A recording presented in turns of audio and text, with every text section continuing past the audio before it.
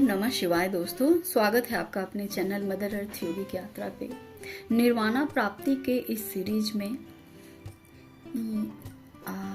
या आत्मबोध के इस सीरीज में आप सभी का एक बार फिर से स्वागत करती हूँ।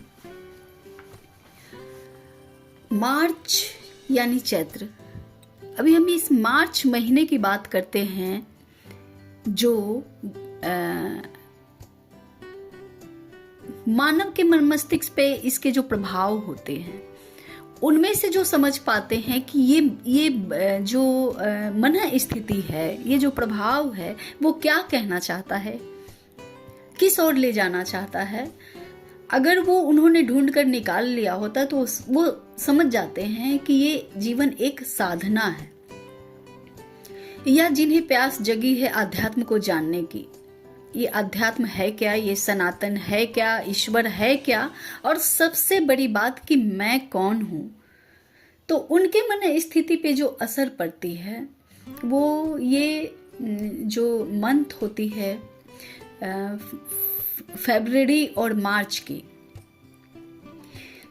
ये बहुत तीव्र करती हैं उस इच्छाओं को। क्योंकि इच्छा तभी जगती है जब अपने आसपास की व्यवस्थाओं से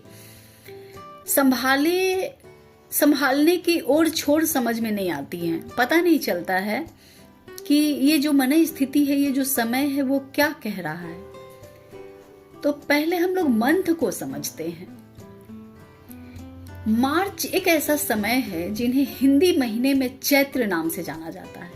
अंग्रेजी महीने में जो 12 महीने होते हैं, जनवरी से शुरू कर दिसंबर तक, वहीं हिंदी कैलेंडर के हिसाब से यानी चैत्र मास से नववर्ष की शुरुआत होती है। चैत्र मास और फाल्गुन मास यानी मार्च की शुरुआत और मध्य फाल्गुन होती है। मार्च में 2 महीने का जो मिला जुला असर होता है, अर्थात अंग्रेजी महीने के मार्च के मंथ में हिंदी के 2 ऋतुओं का असर देखने को मिलता है, जैसे चैत्र और फाल्गुन।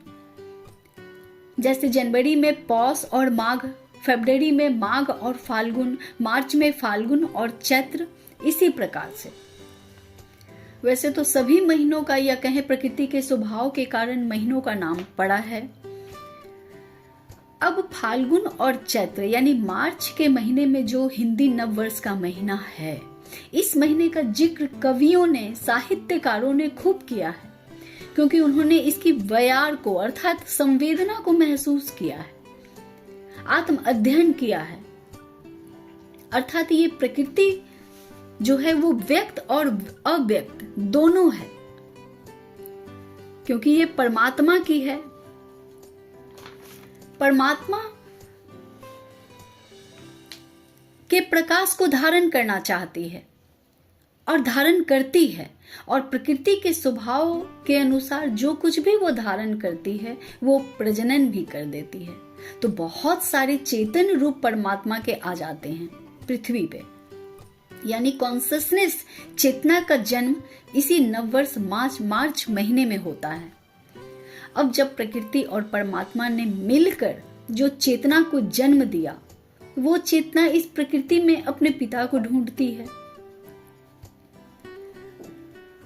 अपने अंदर के प्रकाश को, यानी परमात्मा जो स्वयं उसकी आत्मा में छिपे हैं, उसे इस धरती की प्रकृति, यहाँ के नियम, सभ्यता, स्वभाव ने ढका हुआ है। इसलिए माँ प्रकृति कोशिश करती है कि वो मुझसे ढके रहे, और फिर वो मदद भी करती है ढूंढने में। किस प्रकार करती है? आत्मा जो परमात्मा का अंश है, उसकी बेचैनी इस बात की है कि वो अपनी रोशनी ढूंढ रहा है। प्रकृति उन सारे जगहों पर उसे निराशा देती है जहां जहां उसका मन लग रहा है, और साथ ही ये भी बतलाती रहती है प्रकृति की भोग यानी भौतिकता के भोग के पीछे दुख है। गीता में कहते हैं ना, संसार ही दुखालयम, इसका एहसास भी कराती रहती है, बतलाती है कि ये दुख का घर है, ये शाश्वत नहीं है, इसलिए दुख का घर है, ये परमानेंट नहीं है यहाँ की व्यवस्था है। और इसी मन स्थिति को व्यक्त करते हुए जो बेचैनी साधक के मन में जन्म लेती है, जो स्वयं के खोज को निकलती है, तो उनकी डायरी से इस मार्च महीने में जो व्यक्त हुई भावनाएं हैं वो कहे किसे। क्योंकि साधक जो होता है वो मौन होता है, वो इस विषय पर किसी से बात नहीं करता, क्योंकि कर नहीं सकता, क्योंकि चेतना का जो लेवल है वो उसके स्तर के लोग अब मिलने बंद हो जाते हैं। और मौन रहकर उसे एक प्यास जगती है गुरु के तलाश की या ज्ञान के तलाश की, जो उसे बतलाए, जो उसे शीतलता दे, छांव दे, बतलाए कि आखिर ये किस चीज की प्यास है, किस चीज की बेचैनी है। जो यहाँ के जितने भी भौतिक चीजें हैं वो आत्मसंतुष्टि के कारण नहीं बन पा रहे हैं, और भौतिक भोग भी उससे भाग भाग के दूर जा रहे हैं। तो ये एक 6/3/2023 की ये लिखित हैं उन साधक के साथ जो उनकी मन स्थिति है। वो क्या करे, किसी से बात इस चेतना के इस लेवल पर आकर वो हर किसी से वो व्यक्त नहीं कर सकता, बात नहीं कर सकता। तो या तो वो प्यास जगती है तो वो ढूंढता है, कभी इंटरनेट पे, कभी गुरु के मुख से प्रवचन के रूप में, कभी किसी बुक्स के द्वारा, और वो अपनी भावनाओं को व्यक्त करता रहता है अपने ही कागज कलम के साथ, अपनी ही डायरी में। तो ये 6/3/2023 की लिखी हुई है, 6 तारीख, आज 6 तारीख है। और 6 तारीख की जो भावनाएं हैं वो इस प्रकार हैं। इन दिनों मार्च स्टार्टिंग में काफी यात्राएं हुई एस्ट्रल बॉडी की, यानी सूक्ष्म शरीर की, कभी धुंधली, कभी एकदम स्पष्ट। स्वप्न भी बहुत इंट्यूटिवली हैं। सब कुछ अंदर बाहर काफी आनंददायक और सुखद। एक 5-6 साल की बच्ची अपने माता की गोद में और पिता के कंधे पर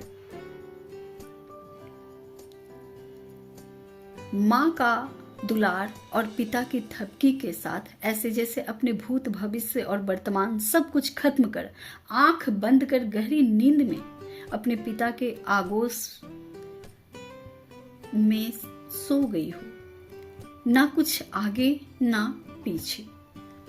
माँ राजराजेश्वरी अपनी गोद में एक छोटी बच्ची को लिटाए, सोती बच्ची को लिटाए, मंत्रणा में देवताओं और सिद्धों संतों के साथ। शिवा, ये साधक ने खुद को इंडिकेट करके लिखा है, शिवा रोते रोते लौट रही थी, पता नहीं कहाँ। माँ बाहर आकर हाथ पकड़कर गोद में लिटा लिया, ऐसे जैसे वो बहुत जरूरी मंत्रणा में हो और वो बच्ची डिस्टर्ब कर रही हो रोकर। बच्ची को उसकी माँ की गोद मिल गई, सिस्कन के साथ संतुष्ट थी वो छोटी सी 5-6 साल की बच्ची।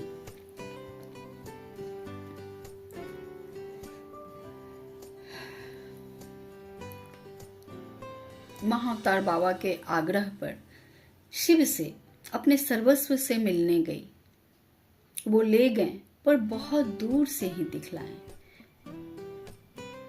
अपने त्रिशूल लिए बर्फ के पहाड़ के ऊपर, बर्फ की बहुत ऊंची चट्टानों के ऊपर खड़े थे। उनके आगे एक बड़ा शिवलिंग था। मन में शून्यता थी, बस दर्शन हो गया दूर से। वापस अपने जगह पर लौट आई। अब ना सिद्धि की चाह, ना कृति की चाह, ना धन की चाह, ना कर्म की चाह, ना मानव बनने की चाह, ना देव बनने की चाह, बस अपने सर्वस्व और माँ के गोद में बीत रहे पल का आनंद।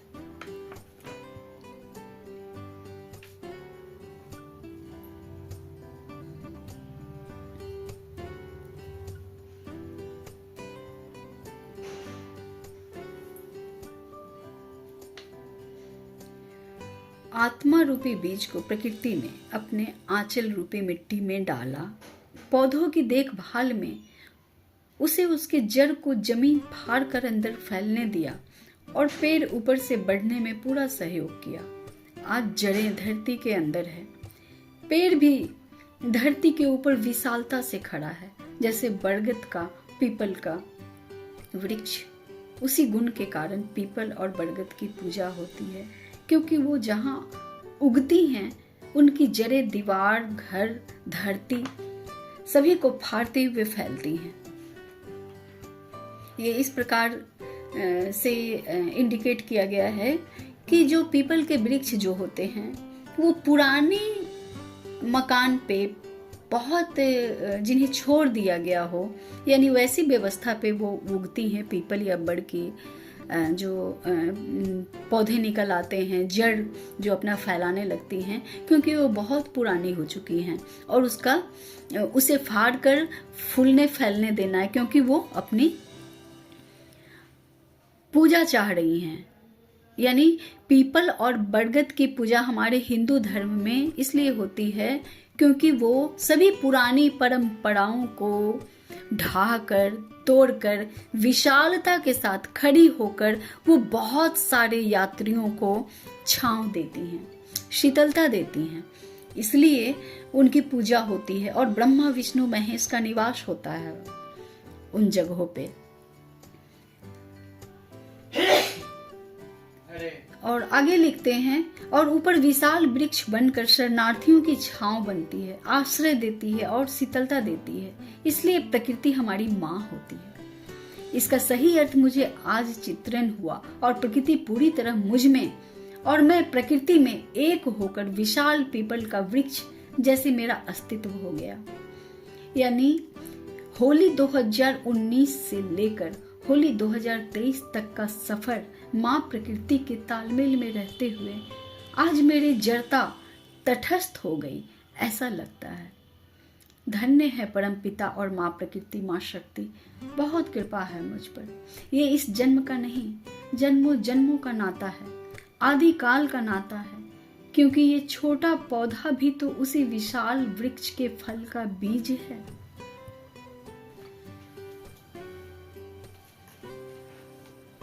तो ये थी